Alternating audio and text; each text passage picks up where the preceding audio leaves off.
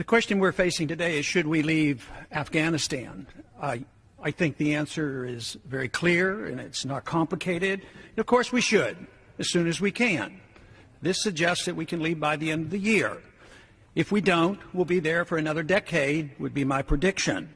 A group of us here in the Congress, bipartisan group, for nearly a decade have been talking about this, arguing not to expand the war, not to be over there, not to be a nation building, and the American people didn't pay much attention.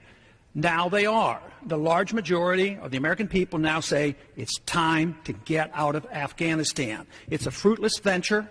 Too much has been lost. The chance of winning, since we don't even know what we're going to win, doesn't exist. Some argue we have to be there because if we leave under these circumstances, we'll lose face. It will look embarrassing to leave. So how many more men and women have to die? How many more dollars have to be spent to save face? That is one of the worst arguments possible. We're not there under legal conditions. This is a war. Who says it isn't a war? Everybody talks about the Afghan war. Was the war declared? Of course not. It wasn't declared. There was a resolution passed that said that the president at that time, under the emergency of 9/11, could go and deal with al-Qaeda, those who dealt and brought upon the 9/11 bombings.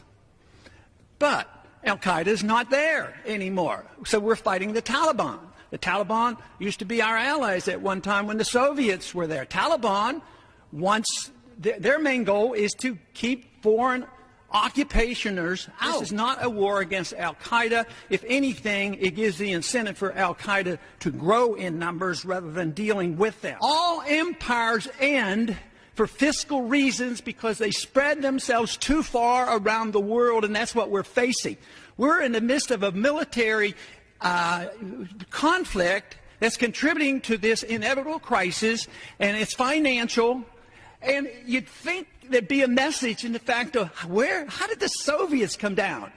By doing the very same thing that we're doing, perpetual occupation of a country. We don't need to be occupying Afghanistan or any other country. We don't even need to be considered going into Libya and where else. Fortunately, I guess for those of us who would like to see less of this killing, we will have to quit because we won't be able to afford it. I have always claimed that it's the way we get into the wars that are the problem. If we would be precise and only go to war with a declaration of war, get with the people behind us, knowing who the enemy is, and fight, win, and get it over with, that would be more legitimate. They don't do it now because the American people wouldn't support it. Nobody's going to declare war against Afghanistan or Iraq or Libya. So we now have been so careless for the past 50 or 60 years. The wars continue. They never stop.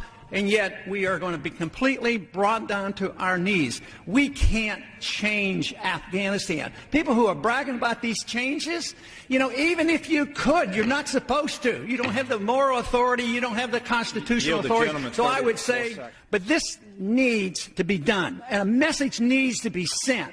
And someday we have to wake up and say, if you are a fiscal conservative, you ought to look at the waste. This is military Keynesianism to believe that we should do this forever. So I would say this is the day to be on record and vote for this resolution.